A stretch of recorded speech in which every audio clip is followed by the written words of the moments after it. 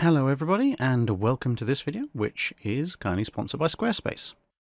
And today we're going to be continuing our edit of the books section. This is recommended books that you may not have heard of before.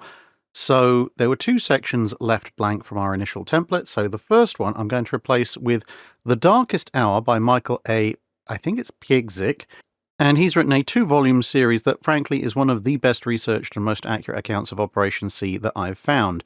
When I was perusing various sources for my videos on Operation C, I came across many instances in his books which directly corresponded to the primary source archival material I'd retrieved from Q.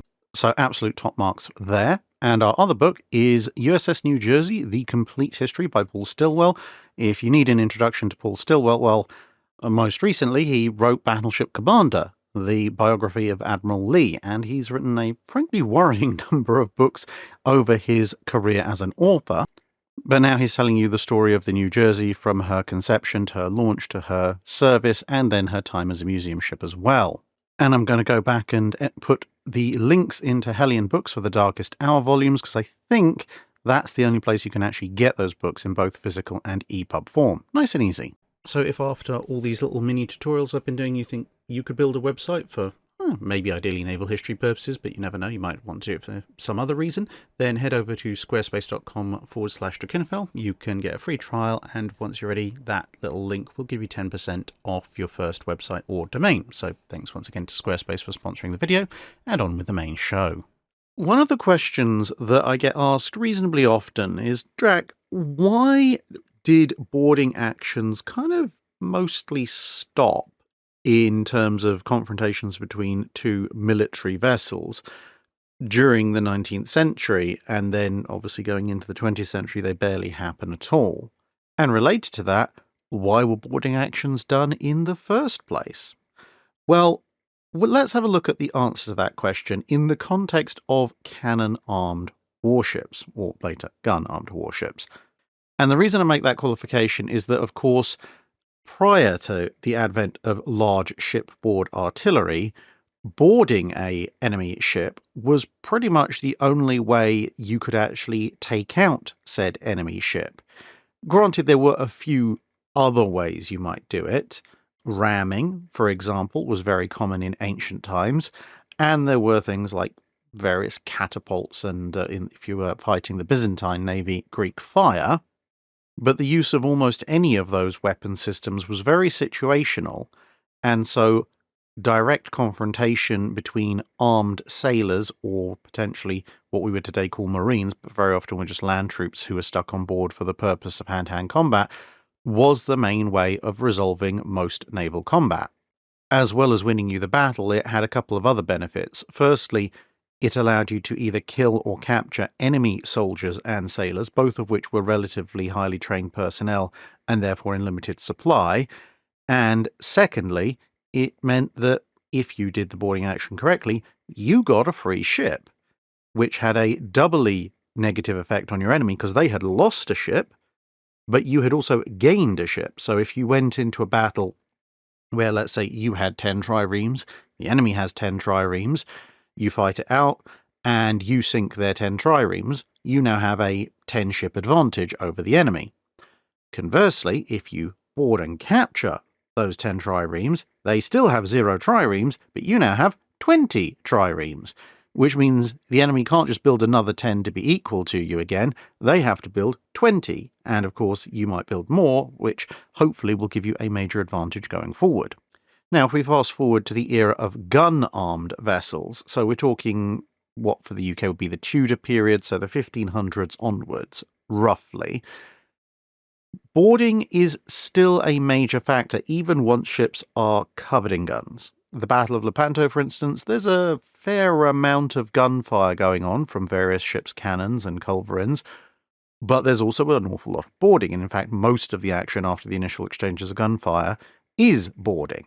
During the Spanish Armada campaign, the English ships are famously loath to get too close to the Spanish ships precisely because they know the Spanish ships, being bigger and more heavily manned on average, are going to have a significant advantage in a boarding action, and this is what drives them towards the use of more and more naval artillery.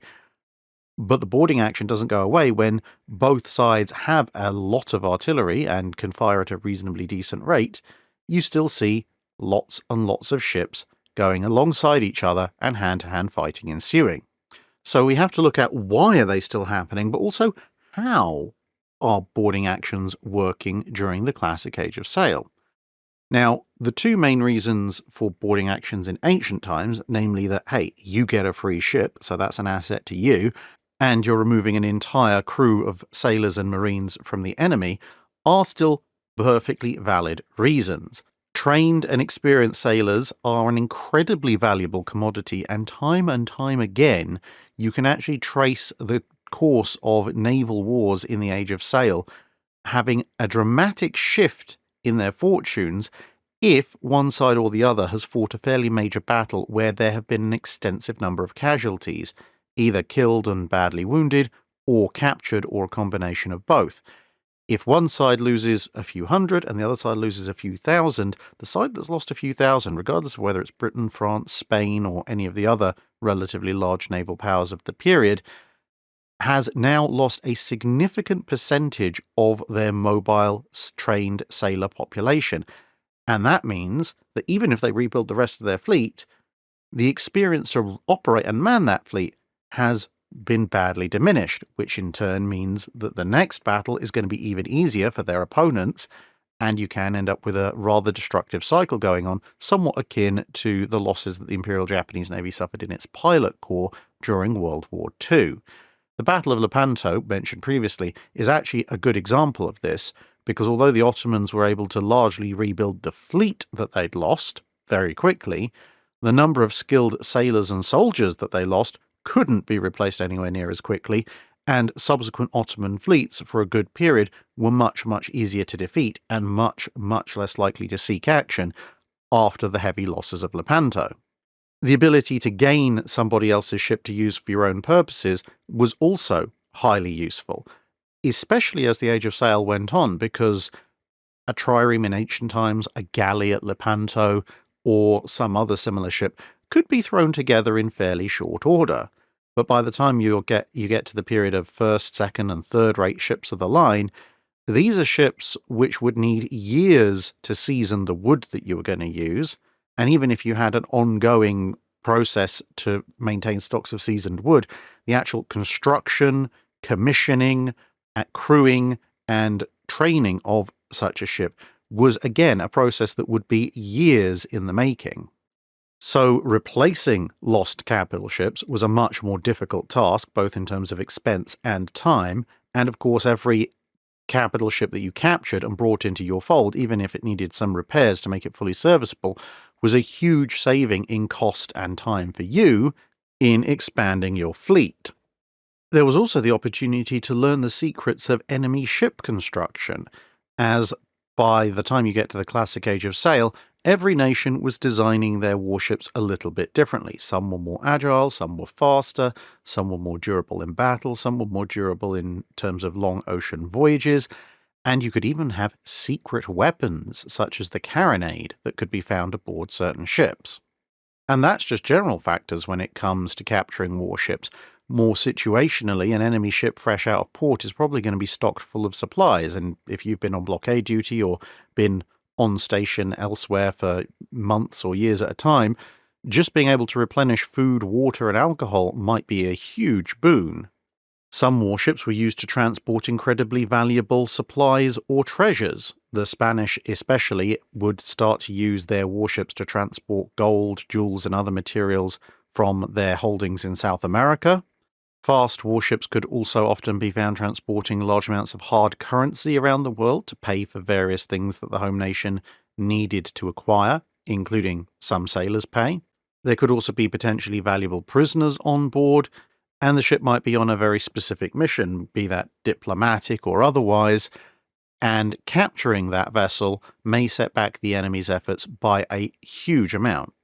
In the more prolonged conflicts that you'd see in the 17th and 18th century, intelligence was another valuable asset, because people aboard the ship or documents aboard the ship might reveal things like the sailing routes of enemy convoys, the sailing times of various enemy formations, and other things like this, which would give your navy an advantage either in dodging an enemy fleet, bringing one to battle, or targeting and destroying more of an enemy's merchant marine. And none of this would be possible if you blew up an enemy ship, set it on fire, or poked enough holes in it that it actually sank. The other thing was, wooden warships are actually pretty hard to sink because, well, wood is naturally buoyant. Now, of course, ships were weighed down by their guns, their supplies, their ballast, and so on and so forth. So wooden warships, if you did put enough holes in them, would eventually sink, but it was a very, very prolonged process in most cases. And of course, for the majority of the Age of Sail, most ships are firing solid shot, not explosive shot, and so you are literally poking small holes in relatively large ships and hoping that enough of them will overcome the damage control efforts of the ship's carpenters and send the ship to the bottom. So now we've established some general and some perhaps more specific reasons as to why you might want to capture an enemy vessel. How exactly do you go about doing so? Well, the first thing is that you need some kind of maneuverability advantage over your opponent. Generally, this involves both speed and agility, because obviously if your enemy is faster than you and they don't want to be boarded, they'll just sail away from you. And if they're more agile than you, then every time you try and come up to board them, they can turn away and spoil your boarding action. And you can't repeat that action too many times because, of course, the closer you come to your opponent, the closer the range you are in for their guns. Now, this does apply in reverse as well, but unless your captain is particularly adept at maneuvering, it usually means you'll be approaching at least somewhat bow on to an enemy who can relatively easily present their broadside. So you need to be able to close that final distance quickly enough that you don't get raked repeatedly with grape shot and you lose a whole bunch of your crew. But with many ships having speed and maneuverability, at least between equals, that is roughly on a par, and also not wanting to suffer too many casualties from close-range gunfire on the way in, if you were intending to take an enemy by boarding, there would be a prolonged exchange of gunfire first, and this would be aimed at both more general targets, like trying to take down the enemy's masts, rigging, and sails, or at least damage them in such a way as to impair both their speed and agility. If you were lucky or you had a particularly accurate gunner, you could maybe go for the ship's rudder. And, of course, the other factor is the ship's crew, because they are going to resist you, and ultimately they're the ones who are operating the ship. So if you can kill or wound a good enough number of them, then the ship's agility and speed will fall off anyway. And this, if you can pull it off, might be the best route to go down, because of course any damage you inflict on the ship that you're trying to board, if you are successful in capturing it, is damage that's going to impair your ability to operate the ship, even if it's just to get it to your own home port immediately thereafter. So ideally, you want to capture the ship intact as much as possible, and that generally means that the crew is going to be somewhat less intact. So let's assume that by some method you've managed to impair your opponent's speed and agility to a point where you feel safe enough to approach close range to begin your actual boarding action. What factors are now involved? Well, firstly, what kinds of ships are both you and your opponent? Because size really does matter when it comes to a boarding action. If a ship is substantially larger than its opponent, that confers certain advantages. Firstly, someone boarding from a smaller vessel is going to have to climb up the sides of the enemy vessel. This makes defense much easier. It makes it almost like fighting from a wooden castle. Conversely, obviously, the attackers have a much harder job of it. Whereas if the attacker is the larger vessel, they have a height advantage where they can throw things and shoot things down on the defending crew before descending to conduct their boarding action. So that would be an advantage to them. Another factor to consider is that if the enemy ship is substantially taller than you, perhaps it has an additional gun deck, so a third rate trying to board a first rate, or a fifth or sixth rate trying to board a third rate, or something along those lines, then you may well be boarding or standing right in the face of the upper row of guns of the enemy ship, who will then probably load grape shot and try and sweep the decks. Conversely, again, if you are the attacker, you can sweep the decks of your enemy's crew right before you launch your attack. And naturally, most of the time, between warships, the larger ship will have the more crew, which means more men on a larger deck. So as the attacker, you now have an advantage of, hey, we can throw more men at them than they can throw at us. Therefore, that overcomes something of the defender's advantage. And for the defender, if you have more men and the enemy attacking party is relatively small, well, there's a good chance you will manage to repulse them. And there's an additional factor that's built into this, which is, of course, if you are the attacker, unless you're talking about some very, very exceptional circumstances, you cannot commit all of your crew or even a good number of your crew to the boarding action, because you're probably going to still need men at the guns. And even if you call men away from the guns, you still need somebody to command the ship. You need people to control the ship, so men at the sails and so forth, down at the rudder, potentially if the wheel shot away, or you might lose your helmsman. And you also need a defensive party, because there have been occasions during history when a boarding party has gone away but left their own ship so undermanned that an enemy counter-boarding party has actually been able to seize the attacking ship. Whereas, of course, as the defender, anybody who's available in reach can and will defend the ship. So assuming that both attackers are roughly of equal size and complement, the attacker will always have a smaller party. And this is why what's called preparing the ground, I believe, in infantry circles, is so important, basically diminishing the number of enemy that can oppose you before you launch your attack. Now, with all those caveats, how do you actually get from one ship to another, assuming you don't have to climb the mountain-like sides of a first rate? Well, forget Pirates of the Caribbean and most of those other shows. People are not going to be swinging on ropes all along the ship. For one thing, where are those ropes hanging from? And even if you had a few suspended on the ends of your yard arms, firstly, you'd have to be quite high up in order to not just slam at the bottom of your swing straight into the side of the enemy ship as you pass the halfway point and start coming back up again, or possibly slightly before that. And secondly, when you come to the other end of your swing, however high you are above your own deck, you're going to be that high above the enemy deck. And, well, starting off a fight with a 10-foot drop is probably not the best thing in the world. Secondly, you'll be coming on a very predictable path, so any defender's going to go, oh, he's doing that, is he? Right, I got a couple of seconds to line up a boarding pike right where you really, really don't want one. And thirdly, as we said, it's likely that the enemy's going to have as many men, possibly more, than you in defense, at which point coming over singly or in small groups is just an easy way to get cut down. And to be honest, even if you've managed to reduce the enemy crew to less than yourselves, one or two people can always be fairly easily outnumbered. Another issue is the tumble home of ships. So, assuming that you're at roughly equal deck levels, there is still going to be a reasonable gap between your deck and the enemy deck, because the widest point of your ship is going to be further down on the gun decks. So you are going to have to work out how to cross that in some manner. Now, this could be done by a number of methods: planks, jumping if the gap isn't too much. You could also go for crossing over bits of your own rigging and masts, bowsprits being quite popular for this kind of thing, because of course you're not necessarily going to come up dead alongside, and there may be fallen timbers from both sides rigging coming down onto the deck, which can also be used to easily cross.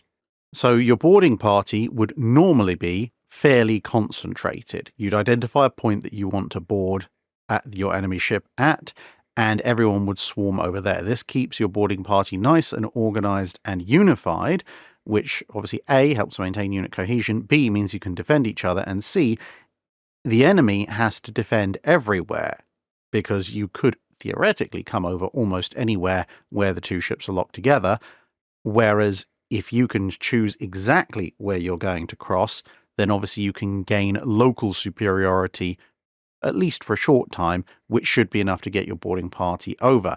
And that is hugely important.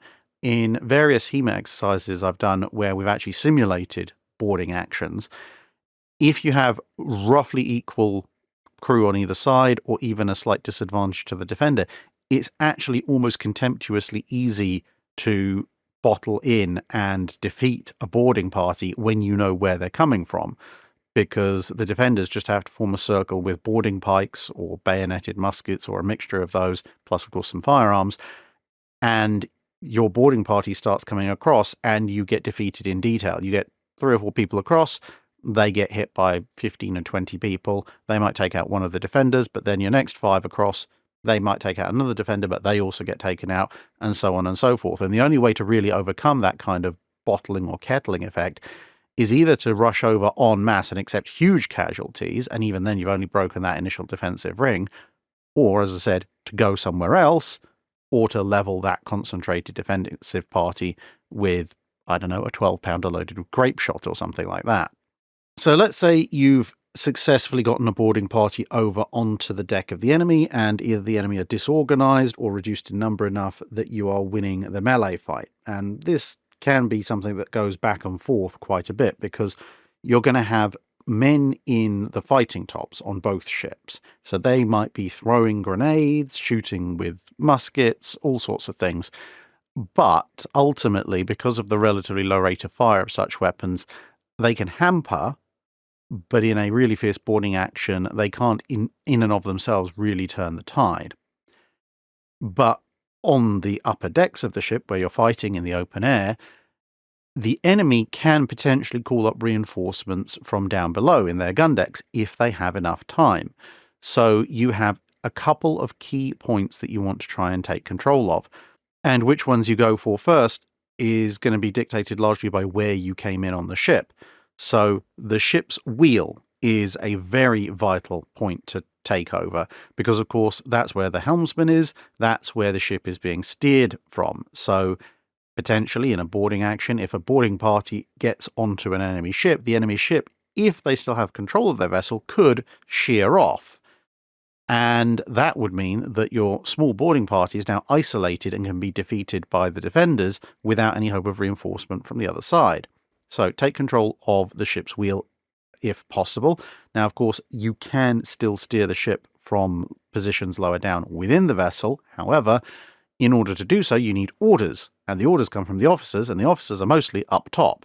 So taking over the ship's wheel, at least in the short term, should disable the ship's ability to maneuver. Then, because of the possibility of reinforcements, you want to try and take control of as many hatchways as you can, because hatchways that are still in the defender's hands give them reinforcements, but hatchways that are in your hands essentially cut off the supply of reinforcements, because everyone pretty much understands if you're trying to climb up a ladder, which you have to look up to see where you're going, and there's a couple of people standing at the top of that ladder with pikes, swords, axes, muskets, pistols, whatever, you ain't getting up that ladder. And it doesn't even really matter if you surge up there, because it's a narrow choke point. It's very easy to dominate, and anybody who gets killed or wounded in the initial rush is going to block the passage for everybody else. And the last of the 3 major things to take control of is the ship's quarterdeck or poop deck, because that will be where the ship's main ensign is flying, or flag, depending on what you want to call it, basically the ship's colours.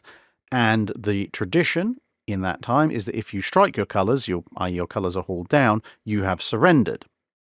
Now, typically, this is also where the officers are, not necessarily on the poop deck or the quarterdeck, but they're usually quartered underneath it, and so they may be in the general area. Now, you can do this either the sneaky way or the honourable way. The honourable way is to box in the ship's officers basically at the back of their own ship. They don't have anywhere to run, and call on them to surrender, because the alternative is then they die.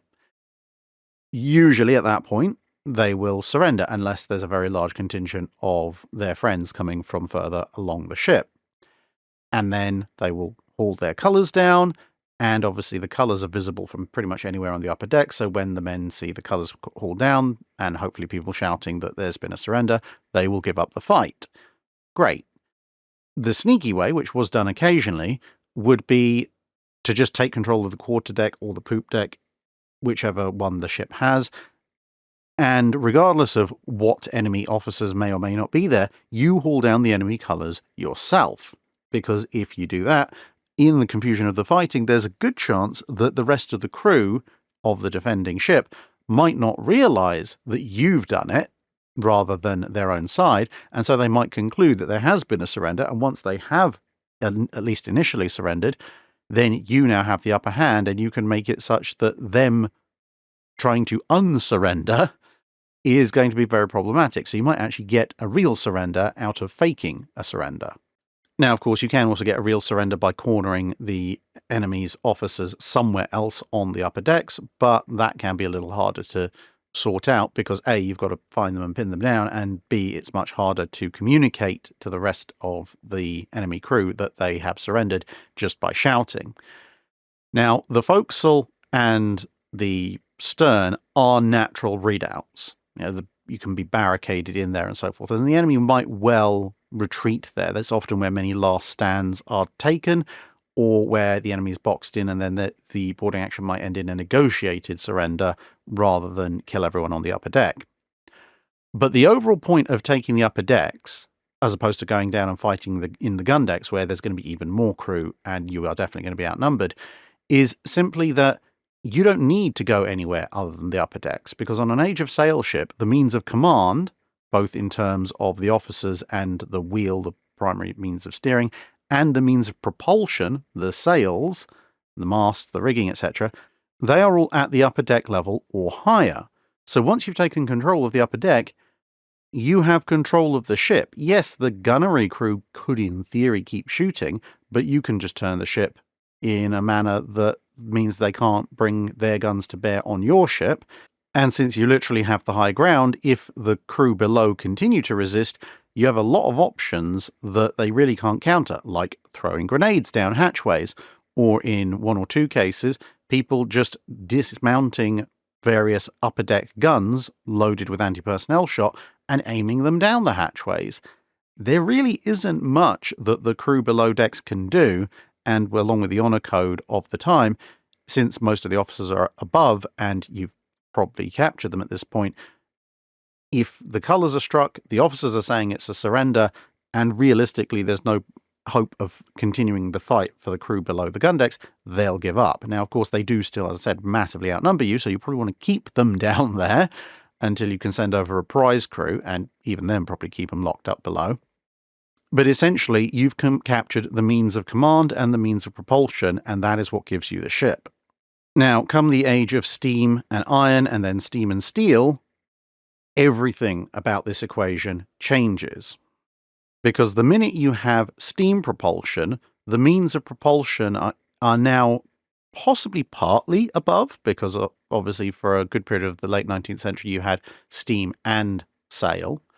But the steam part of that propulsion, and then later on the only form of propulsion, is below decks. And not only is it below decks, it's well below decks, which means if you want control of the means of propulsion, you would have to fight your way all the way down through a ship, which, as we said, you're really not going to accomplish even in an Age of Sail context, because you would be massively outnumbered in doing so, and the enemy can prepare lots of defensive barricades.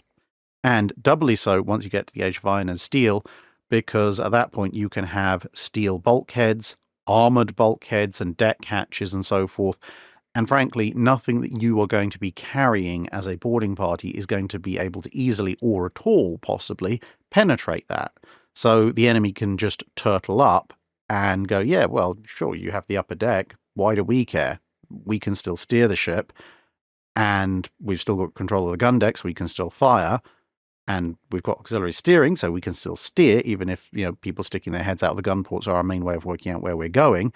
And that just gets worse as you go forward and ships get larger and larger, because by, let's say, the First or Second World War, if you were going to try and board and capture a battleship, you're talking about having to go down 3, 4 or more decks to get to the engines, through multiple steel bulkheads, multiple layers of defences, and you probably would never have gotten off the upper decks in the first place because, well, someone's just locked up the bulkhead doors and that's it.